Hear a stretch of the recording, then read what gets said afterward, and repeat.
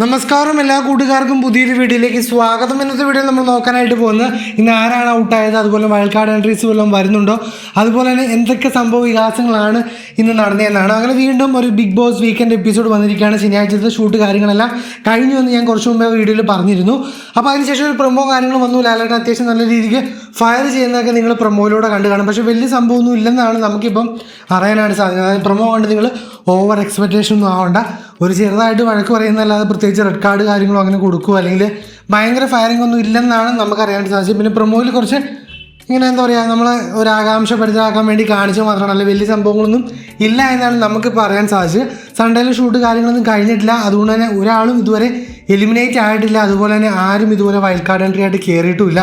Wild card entry ഉണ്ടെന്നും പറഞ്ഞ് കുറച്ച് സോഷ്യൽ മീഡിയയിലുള്ള കുറച്ച് ചർച്ചകൾ വരുന്നുണ്ട്. അപ്പോൾ വൈൽഡ് കാർഡ് എൻട്രി ഉണ്ടെന്നും ഇല്ലെന്ന് നമുക്ക് കൺഫർമേഷൻ കിട്ടില്ല. ഒരു പ്രവീൺ എന്ന് പറയുന്ന ആളുടെ പേര് ഇങ്ങനെ സോഷ്യൽ മീഡിയയിൽ കിടന്ന് കറങ്ങുന്നുണ്ട്.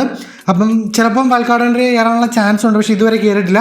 പിന്നെ സുരേഷ് ഔട്ടായി നമുക്ക് വളരെ രഹസ്യമായ സോഴ്സുകളിൽ നിന്ന് അറിയാനായിട്ട് സാധിക്കുന്നുണ്ടായിരുന്നു. വോട്ടിൻ്റെ കാര്യം നോക്കിയാലും ഏറ്റവും കുറവ് വോട്ട് അത് നമ്മുടെ സുരേഷിനും അതുപോലെ ജിൻഡോയ്ക്കും ആയിരുന്നു.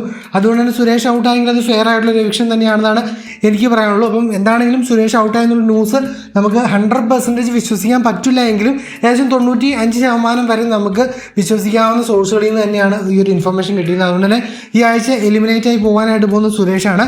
ഇനിയിപ്പോൾ എന്തെങ്കിലും ഒരു ടെസ്റ്റ് കാര്യങ്ങൾ വന്ന് ഫസ്റ്റ് വീക്ക് ആയതുകൊണ്ട് വേണമെങ്കിൽ ഒരു എലിമിനേഷൻ വേണ്ട എന്ന് വെക്കാൻ സാധിക്കും.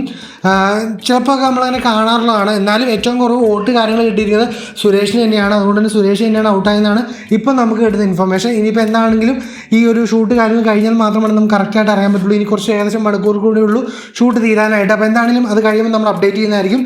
എല്ലാ ബിഗ് ബോസ് അപ്ഡേറ്റ്സും ആദ്യമേ തന്നെ അറിയാനായിട്ട് ചാനലും മടിക്കാതെ മറക്കാൻ സബ്സ്ക്രൈബ് ചെയ്യുക. ഇനി നാളെ മറ്റൊരു വീഡിയോയിൽ കാണാമെന്ന പ്രതീക്ഷയോടെ ബൈ ഗൈസ്.